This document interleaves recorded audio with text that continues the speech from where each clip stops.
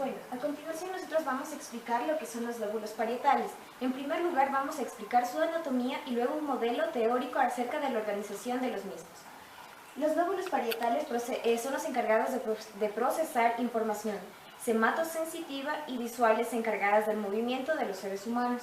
Los lóbulos parietales se ubican de la siguiente manera. Se encuentra en el centro, por la parte de delante se encuentra el lóbulo frontal y en la parte posterior el lóbulo occipital. Como podemos observar, la parte roja es lo que son los lóbulos parietales. Los lóbulos parietales son más desarrollados en los seres humanos, es por eso que es muy difícil encontrar ciertos síntomas que se presentan en las lesiones de los seres humanos en los lóbulos parietales, encontrarlos en los animales, puesto que el desarrollo de los lóbulos parietales en los animales es limitado. Existen algunas áreas importantes, las más importantes que radican en el lóbulo parietal. Tenemos la área sematosensitiva primaria, área parietal E, área parietal I y la área parietal G. Las áreas sematosensitivas primarias son las áreas 1, 2 y 3, áreas de Brougham. El área parietal E es el área 5 de Brougham. El área parietal I, el área 7 de Brougham. Estas áreas son muy importantes para realizar ciertas conexiones y ciertos movimientos, ciertos procesos, ya sean de sensación o de visión. Ahora describiré las regiones más importantes del lóbulo parietal. La circunvolución postcentral está ubicada en el área 1, 2 y 3 de Brougham. El lobulillo parietal está ubicada en el área 5 y 7 de Brougham. El opérculo parietal ubicada en el área 43. La circunvolución supramarginal en el área 40 de Brougham y la circunvolución angular el área 30. El surco temporal superior es sobre todo una región asimétrica que tiene una función visual. Existen ciertas conexiones de la corteza parietal. Se ilustran en la jerarquía de Fehleman y Van Eyckson. Es importante recalcar también que el lado derecho del lóbulo parietal es más grande que el lóbulo parietal izquierdo. Las conexiones son muy importantes, sobre todo en las áreas motoras, es decir, porque estas aportan información sensitiva respecto a la posición de los miembros y el control del movimiento. El área P, o sea, el área 5 de Brougham, que ya antes fue indicado, es un área sematosensitiva y recibe la mayor parte de sus conexiones de la corteza sematosensitiva primaria, que son el área 1, 2 y 3 de Brougham. El área P tiene una vía aferente, es decir, que recibe información sematosensitiva importante desde la corteza primaria a través del área P. El mapa mental. El mapa mental es muy importante cuando una persona desea alcanzar un objeto. Esta persona todo esto lo puede idealizar primero en nuestra mente. Es una información espacial de cómo se pueden llegar a suceder las cosas. Por ejemplo, si una persona desea alcanzar una taza de color rojo y existen en la mesa una verde y una roja, la persona comenzará a discriminar por color lo que desea. Nos dice también que el mapa mental nos sirve para que la persona no tenga mucha dificultad al momento de sostener o coger el objeto. La información mental es también importante, ya que en nuestro cerebro existen las conexiones ya antes explicadas, la de las áreas motoras, áreas visuales y áreas sematosensitivas. Para una persona también es importante que sepa discriminar tanto en color, en tamaño y o sea, todo lo que es la figura. A continuación les voy a hablar sobre la ataxia óptica. La ataxia óptica se constituye como un sistema frecuente de lesiones parietales posteriores y se puede desarrollar después de las lesiones unilaterales. Los déficits en la mirada y el alcance se deben probablemente a las lesiones en la región parietal posterior. Como pueden ver en la imagen, la persona no puede diferenciar entre la B y la K y la P. La negligencia contralateral, estos síntomas no se conocen como causa en esta diversidad. Debemos tener en cuenta esta incertidumbre cuando consideramos los síntomas de las lesiones parietales derechas, porque la gama y la gravedad de los síntomas varía notablemente de un paciente a otro. Aquí podemos observar una imagen de la negligencia contralateral, la cual está dibujada.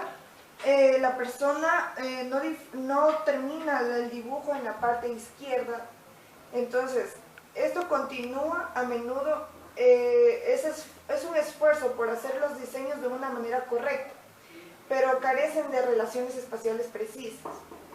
La negligencia contralateral se produce en la estimulación visual, auditiva y somestesia. La alestesia se caracteriza porque el paciente comienza a responder a los estímulos en el lado desatendido de dichos estímulos, como si estuvieran en un lado no lesionado.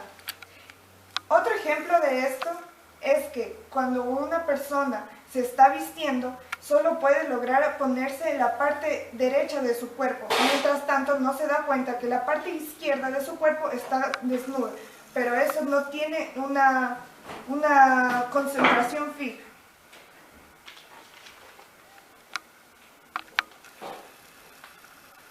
El reconocimiento de los objetos. Esta asignación puede verse como un tipo de asociación espacial en el que la imagen común de un objeto debe ser rotada en el espacio para asociarla con una imagen. El reconocimiento de los objetos también lleva a otros síntomas, que es el del síndrome de Hertzmann y otros síntomas parietales izquierdos. Estos, la que más precisa es la grafia, que es la incapacidad para escribir. En el área PG, como vemos en la imagen, es donde se encuentra el trastorno de estas alteraciones. La atrapsia no podía combinar cubos para formar diseños y tenía dificultad para entender una secuencia de movimientos nuevos. Y la discalculia era un movimiento deficiente de aritmética mental y no podía resolver ni siquiera sumas o sustracciones simples. A continuación, vamos a ver la apraxia y el lóbulo parietal. La apraxia es un trastorno en el que la pérdida del movimiento hábil no se debe a debilidad o incapacidad para moverse, sino a un deterioro intelectual de la mala comprensión u a trastornos de movimiento como el temblor de las manos. Además de esto, tenemos que la apraxia también se muestra en el dibujo. En el dibujo se explican tanto que las personas o el paciente no pueden diferir según el hemisferio en el que está la lesión. Por ejemplo, hacen un mal dibujo o ni siquiera diferencian si está bien hecho o si lo hicieron con una parte notoria mal. Entonces, viene aquí la atención espacial que se muestra a medida que nos movemos por el mundo. Nos enfrentamos con un conjunto muy amplio de información sensitiva que posiblemente no pueda ser tratada de igual manera como por el sistema nervioso. El cerebro debe seleccionar la información que va a procesar. En las personas que hablan o que pueden manejar los instrumentos o las máquinas registradoras, podemos observar que están orientados a las atenciones motoras de su cuerpo. Los psicólogos cognitivos se refieren a esta orientación de los sistemas sensitivos como atención selectiva. Ahora vamos a ver los trastornos de la cognición espacial, que esta se utiliza en una amplia gama de capacidades que requieren el uso o la manipulación mental de las propiedades espaciales de los estímulos, como la capacidad de manipular mentalmente imágenes, objetos o mapas. Vamos a ver ahora la comparación de los hemisferios derecho y izquierdo de los lóbulos parietales, izquierdo y derecho, en los cuales se encuentran síntomas que están principalmente lesionados. Estos síntomas pueden ser trastorno de la función táctil, agnosia táctil, defectos en el movimiento ocular, alcance erróneo, manipulación de objetos, apraxia, apraxia de construcción, alcalculia, deterioro de la asociación de modos cruzados, negligencia contralateral, deterioro del reconocimiento de objetos, trastornos de la imagen corporal, confusión entre la derecha y la izquierda, trastornos de la capacidad espacial y trastornos del dibujo. La evaluación neuropsicológica clínica en las lesiones está limitada de la corteza parietal porque producen una gran variedad de cambios conductuales. Aunque no evalúan todos los síntomas de esta lesión parietal, miden una amplia gama de funciones del lóbulo parietal. Ahora vamos a ver el umbral sematosensitivo, que son en las lesiones de la circunvalación postcentral y el umbral somisensitivo, porque aumenta en el lado contralateral del cuerpo. Esto quiere decir que las personas a veces no pueden diferenciar los objetos o las formas de las cosas. Estas lesiones son una prueba de memoria y de asociación de modos cruzados, lo que explica probablemente que sea sensible a las lesiones del área PG del cerebro. La percepción visual, en cambio, estas una prueba son especialmente sensibles a las lesiones en la unión pariotemporal, presuntamente en regiones de la corriente visual ventral. Las relaciones espaciales, en cambio, son la tarea de los sujetos es indicar si un dibujo es parte de izquierda o derecha del cuerpo. Es como en la imagen de la Gestalt, donde explicaba que la persona termina la figura. Entonces, el lenguaje, este es el que más o menos no puede relacionar con las órdenes que se le da.